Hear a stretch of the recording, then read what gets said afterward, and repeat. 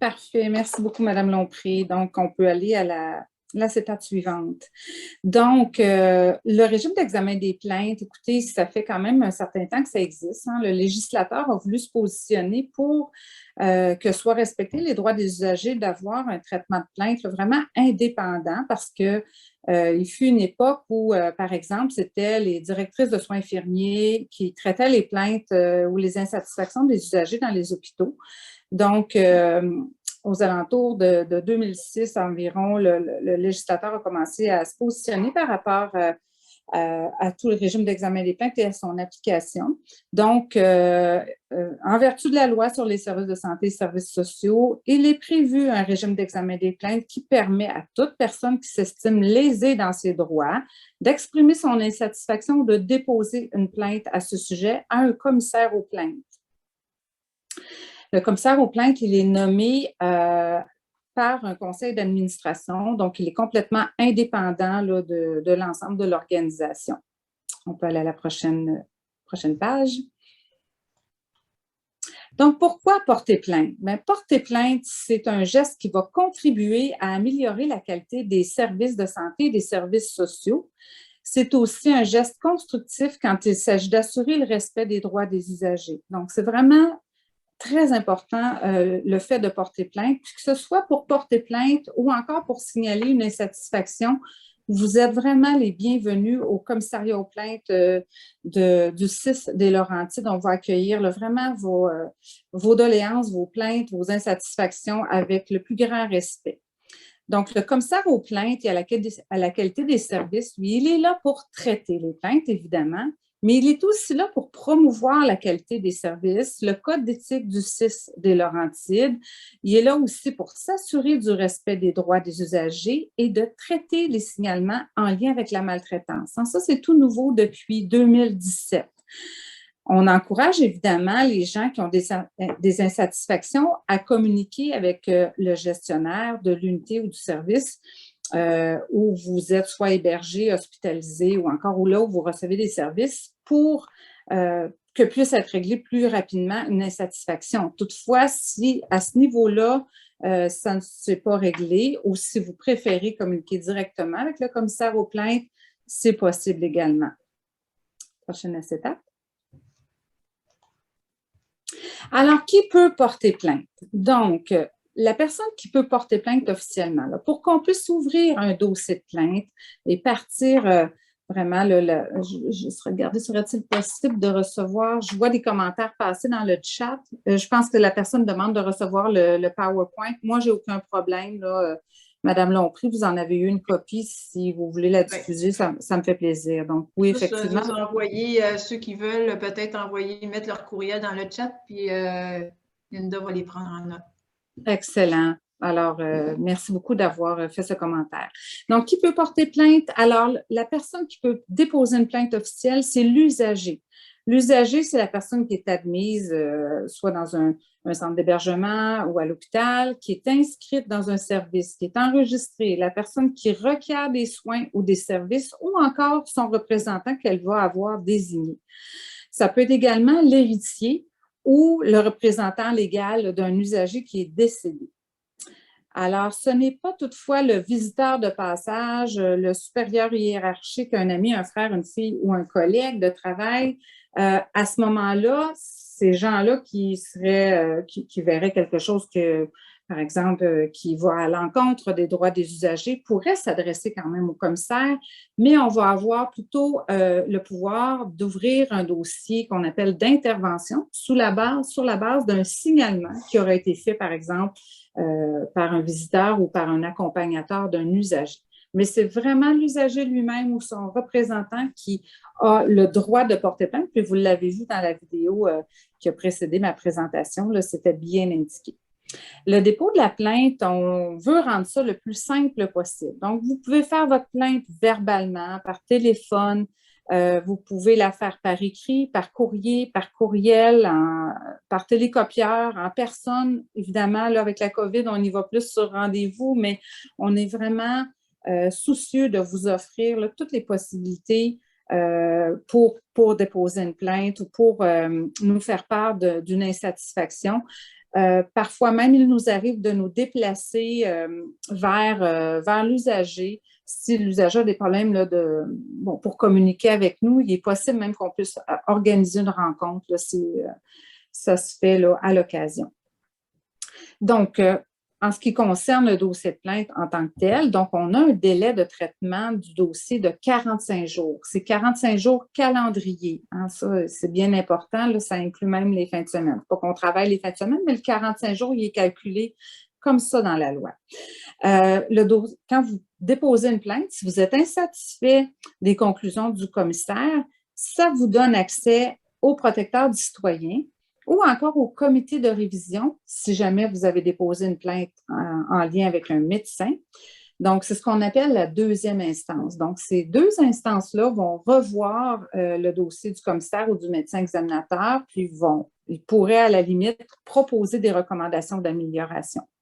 Et sachez aussi que vous êtes éligible à l'assistance gratuite et à l'accompagnement par le CAP, qui est le Centre d'accompagnement et d'assistance aux plaintes. Il y en a des CAP dans à peu près toutes les régions du Québec.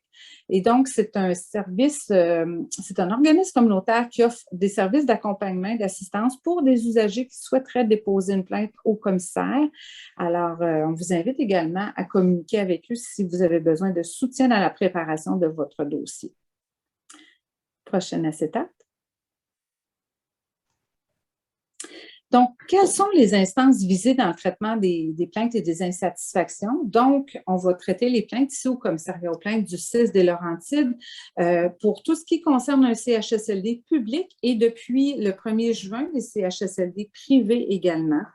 CLSC, hôpital, centre de réadaptation, un centre jeunesse, une ressource intermédiaire, une ressource de type familial, tout ce qui est transport ambulancier également, ou encore vos appels au 911.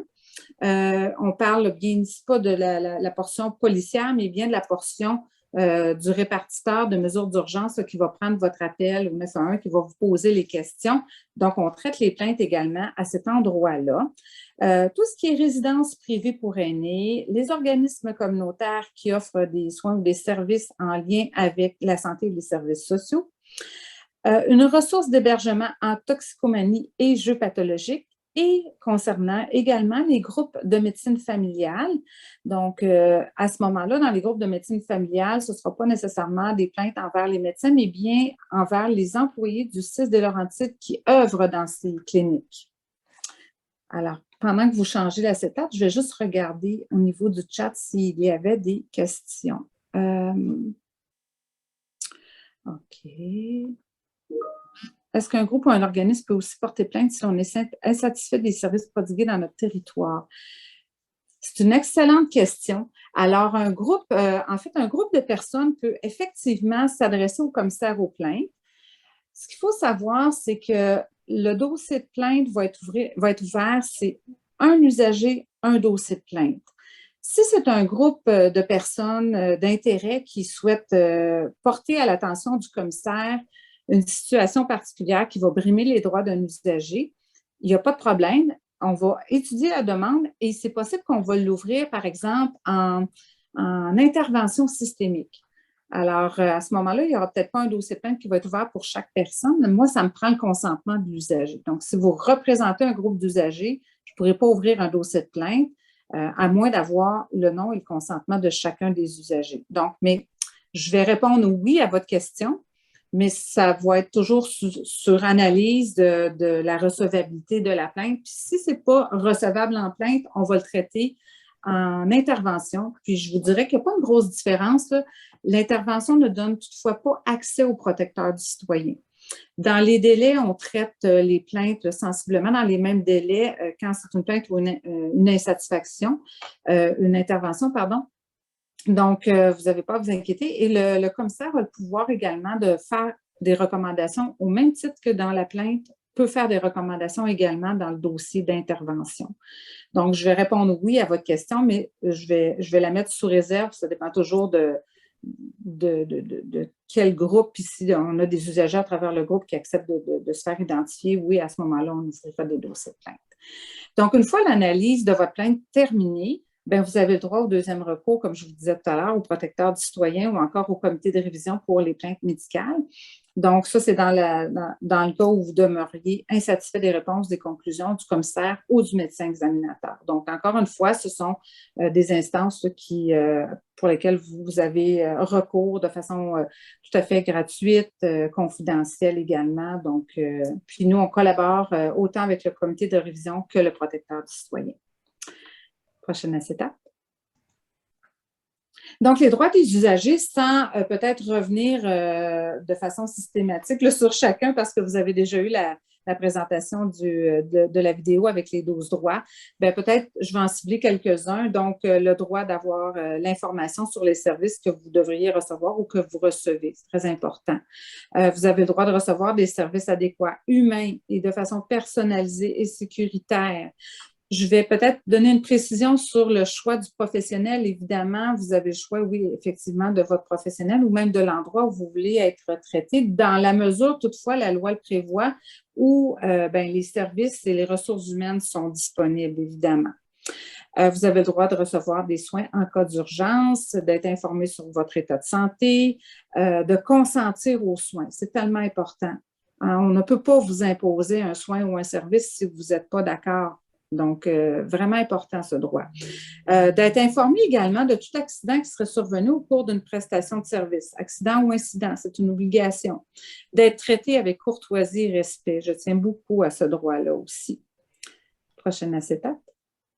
On a aussi le droit d'avoir accès à son dossier. Vous savez, votre dossier médical, il est confidentiel. Vous seul pouvez avoir le droit d'accéder à votre dossier médical, puis vous avez également accès à votre dossier de plainte si vous le souhaitez. Donc, vous pouvez recevoir l'ensemble des informations qui ont été utilisées pour traiter votre dossier si jamais c'est quelque chose qui peut vous être utile.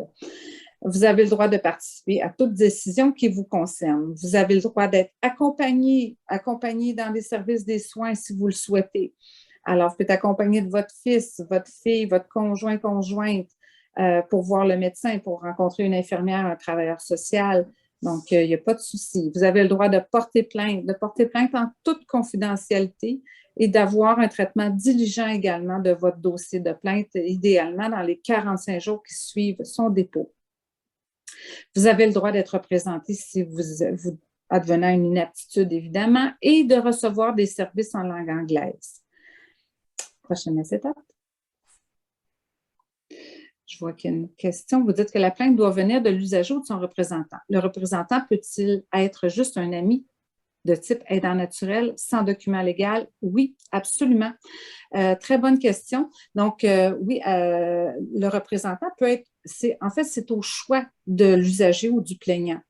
Alors, à ce moment-là, on va soit faire rédiger une petite procuration, c'est nous qui vous envoyons un formulaire, ou si l'usager au téléphone me dit verbalement qu'il veut être représenté, par exemple, par son voisin ou un ami, un proche aidant, alors à ce moment-là, moi, pourvu que j'ai un consentement verbal ou encore un consentement écrit, il n'y a aucun problème.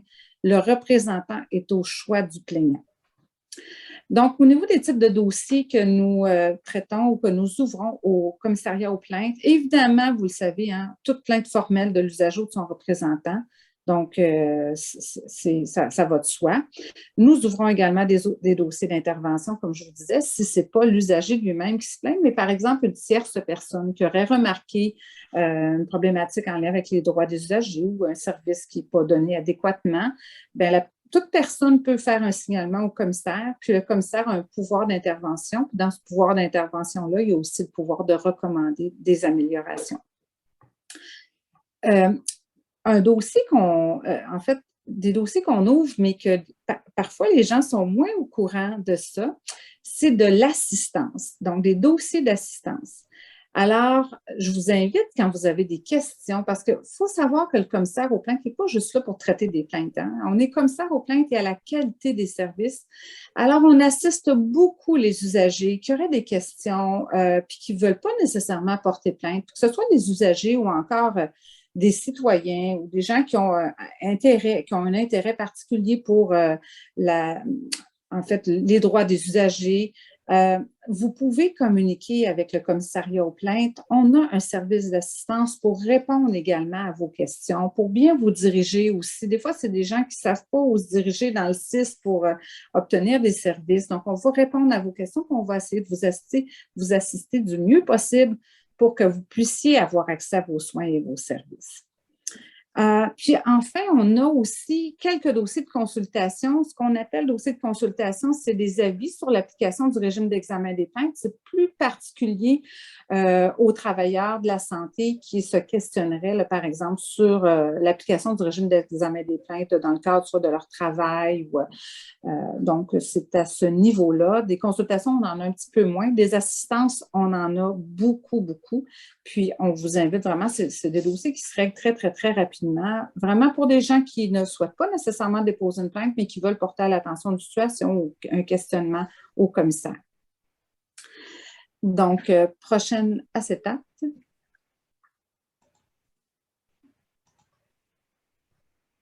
Pourrions-nous avoir accès à notre dossier médical par l'accès au carnet santé? En fait, pour l'accès au carnet santé, vous n'avez pas accès à votre dossier médical en entier. Votre carnet santé va vous donner accès à de l'information comme par exemple des radiologies, des résultats de radiographie ou même des prélèvements sanguins. Pour avoir accès à votre dossier médical, il faut faire une demande, ce qu'on appelle une demande d'accès à l'information au service des archives de l'hôpital où vous avez été traité. Ensuite, on a, y a-t-il un délai de prescription pour porter plainte versus les faits? Ah, excellente question. Non, il n'y a pas de délai. Alors, il n'y a aucun délai. Ça peut faire 10 ans que vous avez vécu une situation, puis tout d'un coup, vous décidez de porter plainte. Il n'y a pas de délai. Le seul risque de tarder à porter plainte ou à manifester une insatisfaction, c'est le risque de perdre de l'information. Des fois, la mémoire, puis des fois aussi parce qu'il y a de l'épuration de dossiers, puis après tant d'années, les dossiers sont détruits. Donc, si on veut avoir accès à de l'information plus spécifique, ça peut devenir un peu compliqué. Mais il n'y a pas de délai du tout pour les plaintes, ni les plaintes médicales. Je vous amène à une mise en situation. Donc, une mise en situation qui va concerner la confidentialité. Alors, on a M. Morin qui attend son fils dans la salle d'attente de la clinique externe de psychiatrie. M. Morin est témoin d'une conversation entre un intervenant puis l'agente administrative à l'accueil. Donc, il comprend que les deux employés discutent de la situation d'un usager. Puis, il nomme vraiment des éléments très confidentiels. Puis, ces éléments-là, ils sont entendus par les gens qui sont assis dans la salle d'attente. Donc, M. Morin décide de communiquer avec la commissaire aux plaintes pour signaler cette situation-là parce qu'il mentionne avoir entendu justement des détails très personnels à propos d'un usager et d'autres usagers. Il ajoute que l'aménagement des lieux permet aux personnes assises dans la salle d'attente d'entendre clairement des discussions entre les employés. Donc, M. Morin souhaite que la confidentialité soit respectée. Prochaine acétate. Alors, d'après vous, est-ce que la plainte est recevable en tant que plainte? Donc, c'est non, puis je vais vous expliquer pourquoi. Donc, M. Morin, ce n'est pas un usager, c'est un accompagnateur. Donc, vous vous souvenez, au début, je vous disais que la seule personne qui peut porter plainte, c'est l'usager lui-même ou son représentant légal. Toutefois, M. Morin a très bien fait de communiquer avec la commissaire aux plaintes parce que je peux intervenir dans des situations comme ça. Les faits qui m'ont été rapportés de M. Morin, puisque j'ai des motifs raisonnables de croire que les droits des usagers n'ont pas été respectés ici, puis on est sur des éléments de confidentialité, à ce moment-là, oui, le commissaire peut très bien intervenir. Et dans ce cas-ci, c'est une situation vécue. Évidemment, le nom de M. Morin n'est pas le vrai nom de la personne qui a porté l'information à mon attention. Mais donc, on a fait des recommandations pour que, d'une part, les intervenants ne discutent pas entre eux devant d'autres usagers ou d'autres personnes accompagnatrices dans la salle d'attente. Et on a proposé également un aménagement différent de la salle d'attente afin d'éviter que s'il y avait des informations, par exemple, qui étaient prises au téléphone par une agente administrative, ne compromettent pas la confidentialité des usagers. Prochaine acétate. Ça m'amène à vous parler de la maltraitance. Depuis 2017, vous savez, encore une fois, le législateur s'est positionné afin qu'on puisse protéger l'ensemble des personnes âgées et des personnes adultes vulnérables de toute situation de maltraitance ou de négligence. Donc, la maltraitance, c'est un geste singulier ou répétitif. C'est une absence d'action appropriée qui se produit dans une relation où on devrait avoir de la confiance. Et cette situation-là, ces gestes-là vont causer du tort ou de la détresse à une personne. Il y a 7 types de maltraitance qui sont reconnus. Donc, on a la maltraitance psychologique ou émotionnelle. Donc, au niveau de la maltraitance psychologique, eh bien, vous allez reconnaître là, tout ce qui est gestes, paroles, attitudes qui constituent une atteinte au bien-être ou à l'intégrité psychologique. Nous avons également la maltraitance physique. Alors là, tout ce qui est gestes ou actions qui portent atteinte à l'intégrité. Par exemple, rudoyer, alimenter de façon forcée, utiliser de façon inappropriée des contentions, une agression entre 2 résidents, c'est de la maltraitance physique. La maltraitance sexuelle, qui est quand même plus rare, mais on a quand même quelques situations qui nous est rapportées. Donc, on parle plutôt de gestes ou d'agressions à caractère sexuel. Ça peut être aussi des paroles ou des attitudes à connotation sexuelle non consenties. Donc, qui portent atteinte, encore une fois, au bien-être ou à l'intégrité ou même à l'identité sexuelle. Vous savez, on parle beaucoup là, en fait, des différences de genre, que ce soit l'homosexualité, que ce soit les transgenres. Ces gens-là ont droit au respect au même titre que n'importe qui. Donc, on commence également à avoir des plaintes ou des insatisfactions là, de certaines personnes qui sont soit, par exemple, en changement de sexe, transsexuels ou transgenres, puis qui ne sont pas respectés dans leurs besoins. On commence à recevoir des plaintes à cet égard-là et on sensibilise énormément les professionnels, puis les gens qui travaillent là, dans les différents services au respect de ces gens-là. Ils ont droit au respect de leur choix. Donc, c'est très important. Maltraitance matérielle ou financière. Donc, évidemment, tout ce qui est, par exemple, transactions bancaires inhabituelles, on vous charge un prix excessif pour des services rendus. Donc, maltraitance matérielle et financière, on en a quand même pas mal des dossiers de cet ordre-là. Violation des droits, évidemment, les 12 droits, on en a parlé. Donc, tout ce qui est refus de recevoir, par exemple, de la visite en hébergement ou en milieu de soins, refuser d'offrir à la personne hébergée, par exemple, de faire un appel téléphonique ou même de recevoir des appels. Donc, on parle ici de violation des droits. C'est une atteinte aux droits et aux libertés individuelles et aux droits sociaux ou libertés sociales. L'agisme, infantilisé, méprisé, utiliser des expressions réductrices, c'est une forme de maltraitance également. Puis la maltraitance organisationnelle, qui est plus subtile, celle-là. Hein? Souvent, elle est non intentionnelle, mais elle est bien là. Donc, c'est toute situation là, qui est préjudiciable, qui est créée, qui est tolérée par des procédures de l'organisation, que ce soit privée, publique ou dans le communautaire. Qui sont responsables d'offrir des soins et des services qui compromettent l'exercice des droits et libertés des personnes. On va parler, là, je vous donne des exemples, là, des délais là, importants pour les changements de culottes d'incontinence, le manque de personnel là, de façon récurrente. C'est aussi une forme de maltraitance organisationnelle.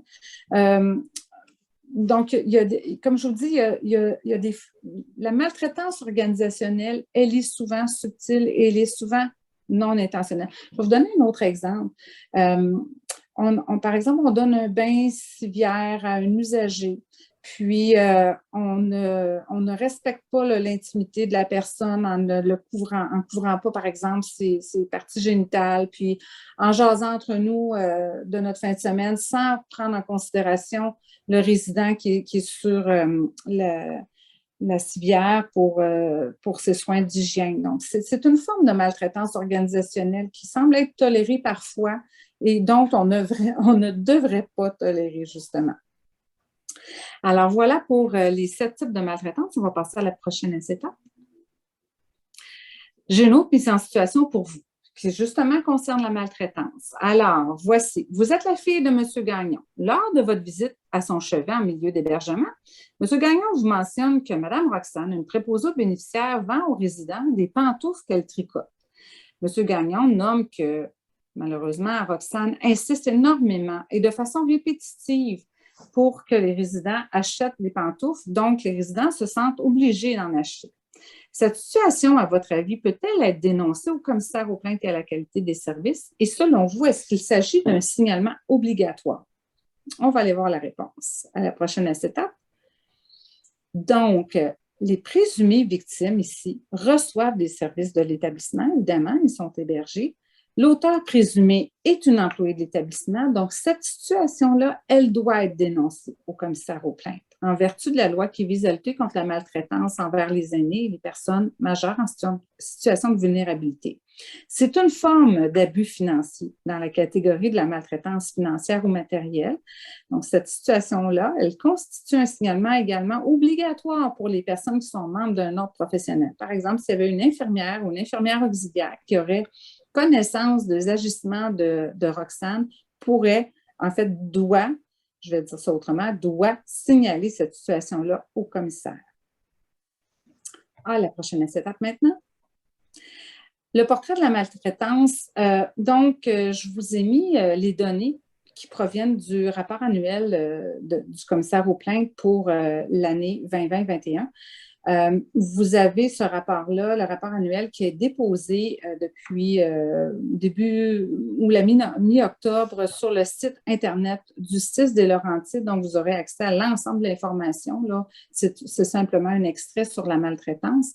Donc, vous voyez dans la dernière année, 2020-2021, nous avons traité 12 plaintes de maltraitance et nous avons ouvert 35 dossiers d'intervention et formulé 32 recommandations ou engagements pour que cesse la maltraitance. Donc, c'est vraiment sur la base de ce qui nous est signalé ou du dépôt d'une plainte d'un usager. Vous avez également, dans le graphique en bâtonnet, les types. Je viens de vous parler des 7 types de maltraitance. Donc, vous les avez en bâtonnet coloré. Donc, on commence avec l'agisme qui correspond à 5 % des dossiers qui sont traités qui ont été traités au cours de la dernière année.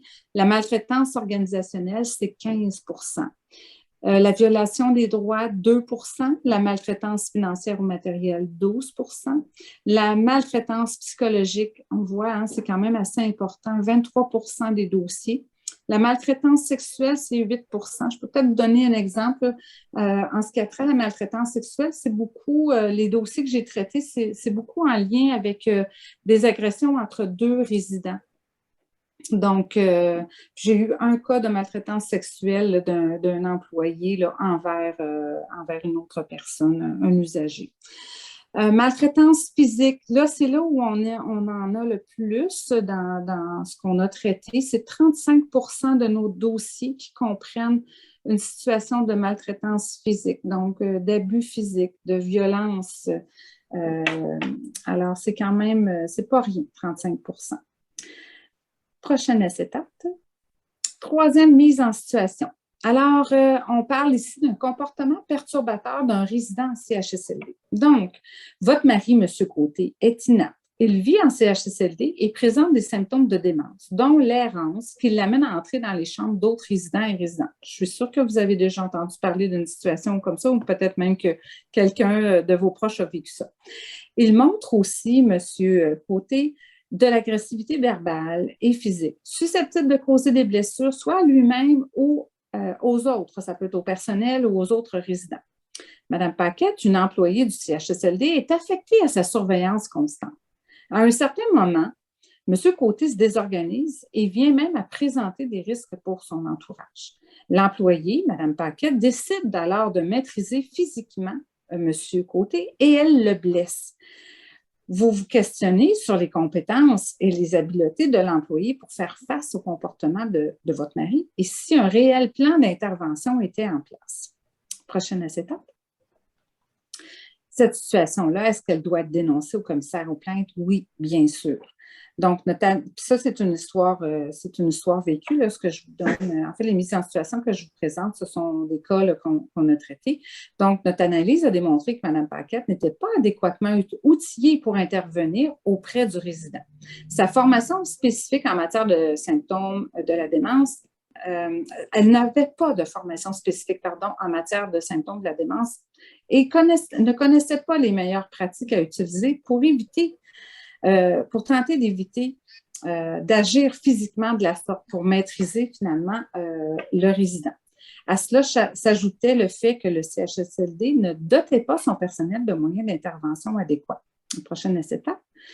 Dans ce dossier-là, nous avons recommandé au CHSLD d'assurer une gestion clinique structurée et encadrante pour répondre aux meilleures pratiques à mettre en place quand on a un résident qui présente des symptômes de démence et d'agressivité et qu'un plan d'intervention relié à de tels comportements soit mis en place.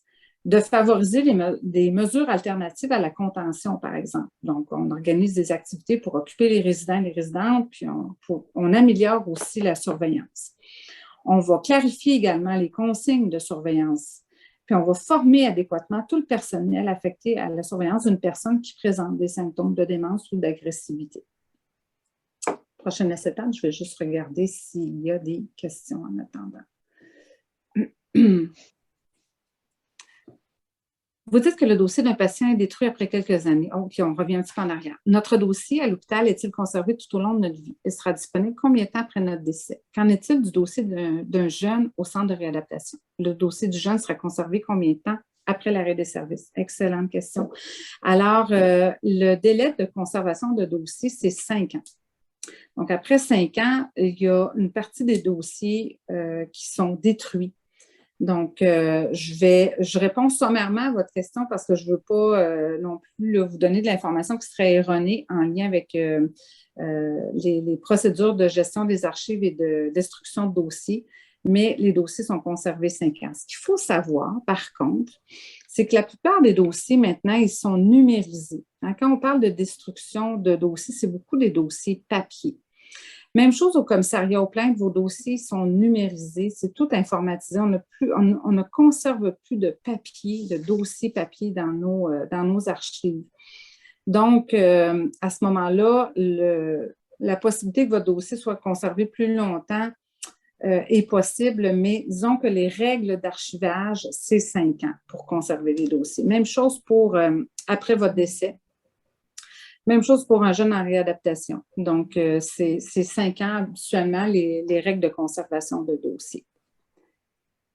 J'ai quelques statistiques pour vous, donc, qui proviennent justement du rapport annuel sur l'application de la procédure d'examen des plaintes et l'amélioration de la qualité des services 2020-2021 que vous, comme je vous disais, que vous pouvez retrouver actuellement sur le site Internet du CIS des Laurentides et au prochain conseil d'administration, il y aura l'Assemblée générale annuelle. Je ferai présentation là, de façon plus exhaustive également du rapport annuel. Puis, gênez-vous pas pour nous inviter au commissariat aux plaintes si jamais vous souhaitez dans une rencontre que vous avez avec soit des usagers, des résidents ou entre vous, si vous souhaitez qu'on vienne vous présenter les faits saillants du rapport annuel, ça nous fait plaisir de le faire. Donc, quelques statistiques pour la dernière année. Nous avons traité 3044 dossiers au total. Ça concerne, en gros, là, on a traité 1007 plaintes, 523 interventions, 1119 assistances. Vous vous souvenez, hein, d'entrée de jeu, je vous ai dit, les dossiers d'assistance, on en traite beaucoup, puis c'est très apprécié des usagers et même des citoyens parce qu'on offre une réponse rapide à leurs questions. Ce sont des dossiers qui se règlent très, très rapidement. Alors, vous voyez le nombre d'assistances, ça permet d'éviter, dans bien des cas, là, justement, l'ouverture d'un dossier de plainte. Des plaintes médicales, nous en avons conclu 165 au cours de la dernière année. Au total, il y a eu 377 recommandations d'amélioration qui ont été formulées. Et en ce qui concerne nos dossiers de plainte, 88% des dossiers de plainte ont été conclus en deçà du délai de 45 jours prévu par la loi. Je vois qu'il y a une question qui s'est ajoutée. Pouvez-vous expliquer la différence entre plainte et assistance? Oui, bien sûr. Alors, la plainte, c'est l'usager lui-même qui décide de porter plainte de façon officielle. Donc, on ouvre un dossier. L'usager, à ce moment-là, va recevoir un accusé de réception et va avoir, soit de façon verbale ou écrite, une réponse, dans le fond, qui concerne les conclusions du commissaire suite à l'examen de la plainte. L'assistance, bien, l'assistance, en fait, c'est tout autre type de questions qu'une personne va nous poser au commissariat aux plaintes, que ce soit, par exemple, pour des délais d'attente, pour, par exemple, un examen radiologique. La personne veut savoir, elle est rendue où, comment ça se fait qu'il y a du délai comme ça, sans nécessairement porter plainte. Bien, à ce moment-là, on va l'assister, on va aller faire des vérifications, on va s'assurer que son dossier est bel et bien toujours dans la liste d'attente. Parfois, on va être en mesure aussi de lui donner une idée du temps d'attente avant que ça arrive à son dossier. Donc, c'est une forme d'assistance. On peut assister aussi des gens qui vont nous contacter pour, par exemple, signaler une situation à un ordre professionnel, au Collège des médecins. Des fois, on a des gens qui nous appellent aussi, puis c'est des situations qui vont concerner davantage un organisme public comme la Régie de l'assurance maladie du Québec. Donc, on va trouver les liens pour aider ou assister la personne à faire, à se diriger vers cette instance-là. Je ne sais pas si ça répond à votre question pour la différence entre les plaintes et les assistances. Sinon, je vais passer quand même à la prochaine, puis vous me reviendrez si jamais vous voulez des précisions. Le droit à l'accès au dossier nous permet-il d'avoir accès à notre dossier en entier, sans information barrée ou cachée? Très intéressant. Le droit d'accès à votre dossier vous donne accès à l'information qui vous concerne. Si dans votre dossier, il y a de l'information qui concerne une tierce personne, cette information-là va être caviardée. Si, par exemple, aussi la loi prévoit, la loi sur l'accès à l'information, puis même la L4S, la loi sur la santé et les services sociaux, les services de santé et les services sociaux, si, par exemple, je vous donne un exemple précis, votre enfant est décédé, moins de 14 ans, et vous voulez avoir accès au dossier médical de votre enfant. Vous êtes l'héritier, vous êtes le parent, donc vous avez accès au dossier de votre enfant. Par contre, vous n'aurez pas accès à toute la portion psychosociale. Donc ça, c'est vraiment une portion qui est privée, qui appartient à l'usager, et même si vous êtes le père ou la mère d'un enfant de moins de 14 ans, vous n'aurez pas accès à cette information-là, c'est prévu dans la loi.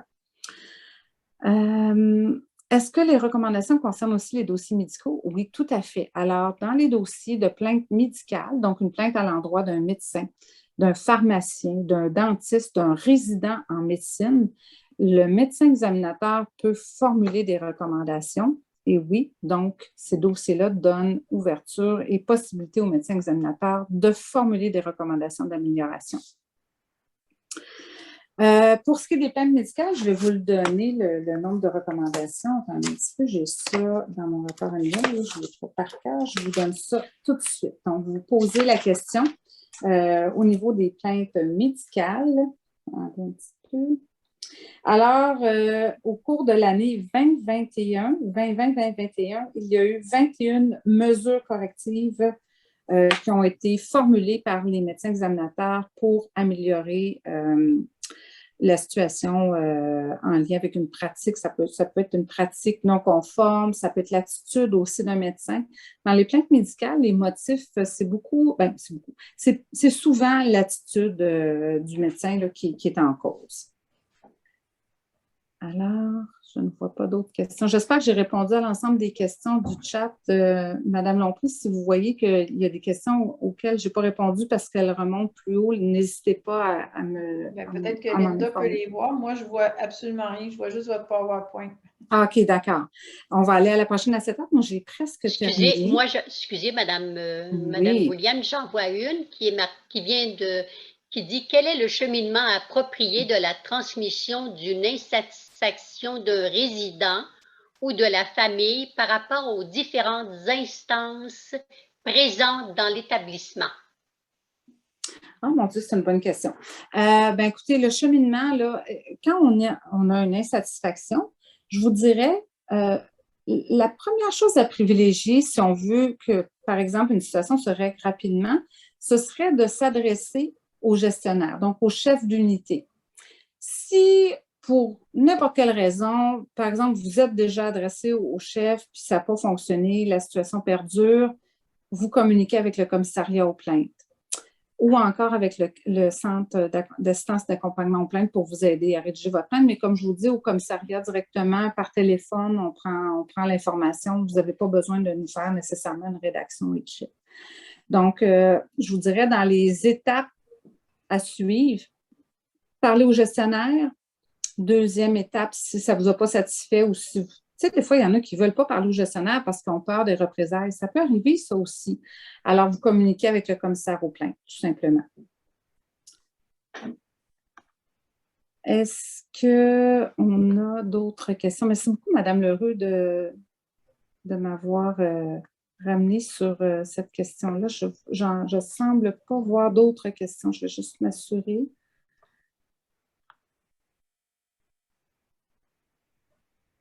Non, ça va. Je vous ai laissé les coordonnées du commissariat aux plaintes et à la qualité des services. Nos bureaux sont au 225 rue du Palais à Saint-Jérôme. Vous avez notre numéro de téléphone. On a un numéro sans frais, un numéro de télécopieur et ainsi qu'une adresse courriel. Je vois une autre question de Mme Legros. Quel est le positionnement de comité d'usagers ou de résidents par... Oh oui, mon Dieu, super intéressant. Effectivement, merci d'avoir fait ce commentaire ou cette question. Le comité d'usagers, comité de résidents sont aussi vraiment des instances très pertinentes à consulter. Souvent, ils vont vous aider rapidement pour vous assister dans le règlement d'une situation auprès des gestionnaires. Ils ont un accès là, très privilégié aux gestionnaires. Puis, Mme Lompré, vous pourrez me corriger là, si je me trompe ou si vous voulez ajouter quelque chose, puisque vous en êtes la présidente du comité des usagers de Saint-Jérôme. Et c'est, en tout cas, moi, j'ai de très bons liens avec les comités d'usagers. Puis, le comité d'usagers peut aussi assister un résident ou un usager pour la formulation de sa plainte. On en reçoit occasionnellement des dossiers qui nous proviennent des signalements des comités d'usagers ou comités de résidents. Donc, c'est très précieux pour l'organisation, puis surtout pour les usagers, les résidents, là, entre autres les résidents héberges. Madame Lompré, je ne sais pas si vous aviez peut-être un ajout à faire. Nous, il nous en arrive régulièrement. C'est beaucoup plus des insatisfactions, comme Madame Bouliane parlait tantôt, de l'assistance qu'on fait. Donc, on va peut-être communiquer directement avec le chef d'unité, etc., ou référer la personne au chef d'unité parce que souvent, ça n'a pas été fait. Donc, on n'a même pas besoin de l'envoyer à la commissaire aux plaintes par la suite. Et si elle est insatisfaite ou insatisfaite, bien là, à ce moment-là, on va référer la demande à Mme Bouliane, ou s'il y a des situations complètement assez complexes qu'on a eues, bien là, on va directement à Mme Bouliane là, pour qu'elle prenne la relève pour voir s'il y a besoin. Parce que les gens, des fois, ils veulent pas du tout faire de plainte.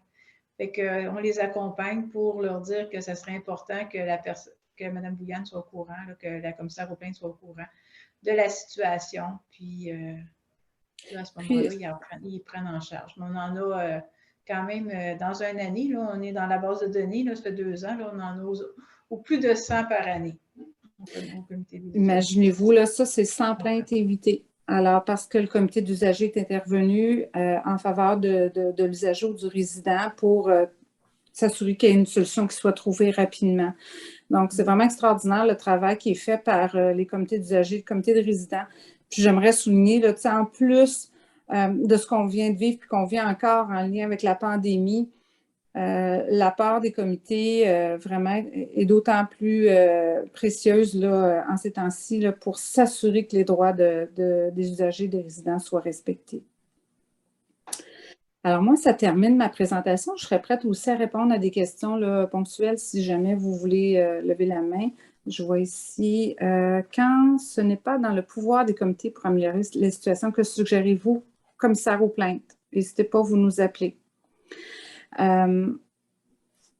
tout à l'heure, Mme Lompré, vous disiez, ben, des fois, les usagers ou les résidents ne veulent absolument pas porter plainte, mais que vous êtes au fait d'une situation qui, pour vous, devrait être signalée au commissaire. Vous n'hésitez pas, vous n'êtes même pas obligé de nommer le nom de personne, hein. Même une personne pourrait appeler au commissariat aux plaintes, nous donner de l'information et vouloir garder l'anonymat. Elle n'a pas besoin de se nommer.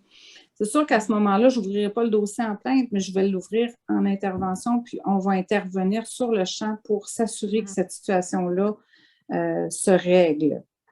Mais ce suivi-là, il est fait là, avec les gens. Là, on leur dit, écoutez, on peut le faire pour vous.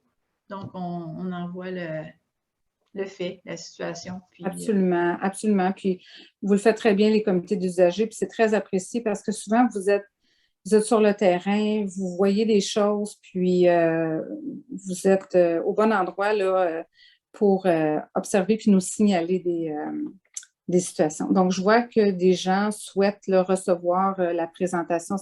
Avec plaisir, Madame Lompré, je vais vous laisser faire le suivi avec les gens qui en ont fait la demande. Ça va? Bien, Madame Chantal, vous devriez nous envoyer votre courriel. Là. Je sais que Madame Mouvement, personne n'a envoyé son courriel. On les prend en note. Madame Chantal aussi. Je vais prendre une dernière intervention. On me dit, y a-t-il des erreurs médicales non déclarées à court terme?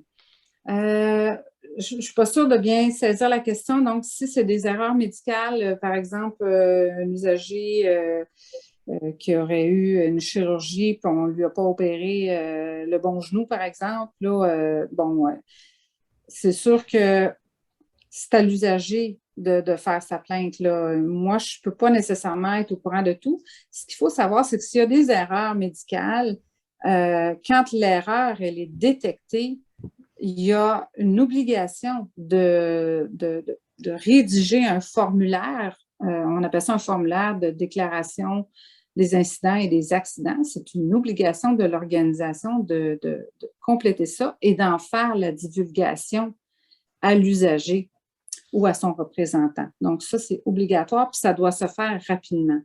Donc, j'espère que je réponds bien. Puis que ce soit une erreur médicale ou une erreur, par exemple, d'une infirmière qui s'est trompée qui a donné le médicament à la mauvaise personne, dès qu'on s'en rend compte, on doit faire le rapport, on doit compléter ce rapport-là d'incident-accident et on doit en faire la divulgation à l'usager ou à son représentant. Je vois Mme Bernadette, je pense que la main est levée. Oui, bonjour Madame Bouliane. Bonjour. Merci pour la présentation très, très claire. Je me pose une question par rapport au droit à être soigné, à avoir des soins et qui appropriés à nos problèmes de santé. Est-ce qu'il y aurait une façon, un avantage où ça ne donnera rien de faire par exemple des représentations? Moi, j'entends beaucoup de plaintes autour de moi de personnes qui sont ce qu'on appelle orphelins, qui n'ont pas de médecin de famille, qui ont vraiment un gros stress parce qu'ils ont des problèmes de santé. Est-ce que nous, comme organisme du milieu ou quelque chose, est-ce que ça donnerait quelque chose de faire une plainte parce que nos droits ne sont pas respectés?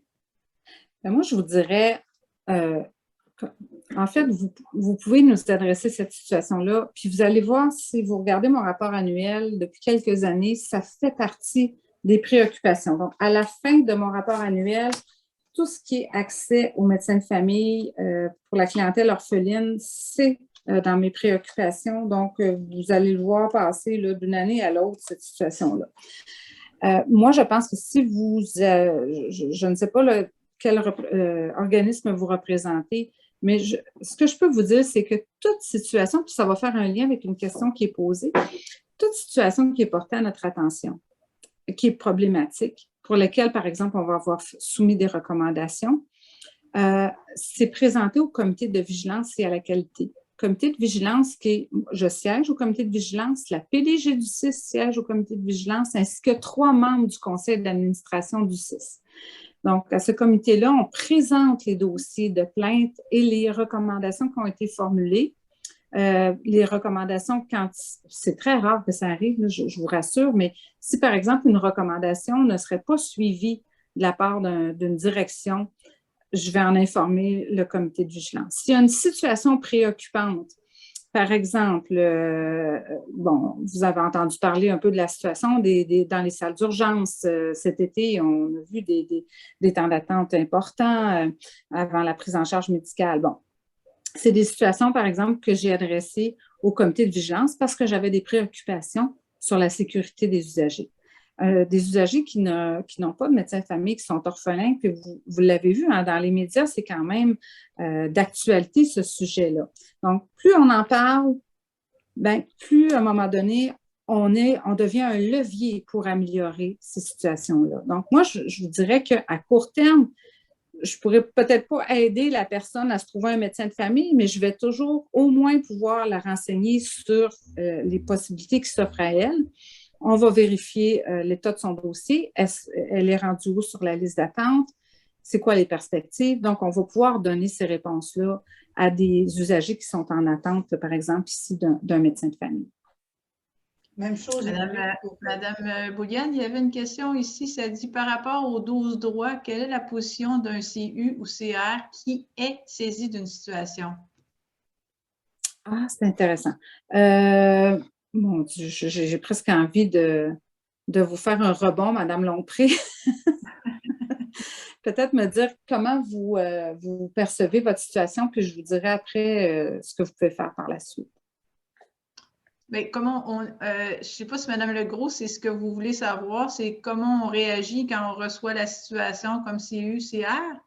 Oui, en fait, advenant le cas où la situation est amenée directement au comité des usagers ou au comité des résidents sans passer par les instances, exemple, si c'est un comité de résidents, mais sans passer par les instances de l'installation, est-ce qu'on peut se permettre d'en jaser avec la chef d'unité ou le chef d'établissement? Est-ce que ça devient confidentiel? De quelle façon on doit traiter?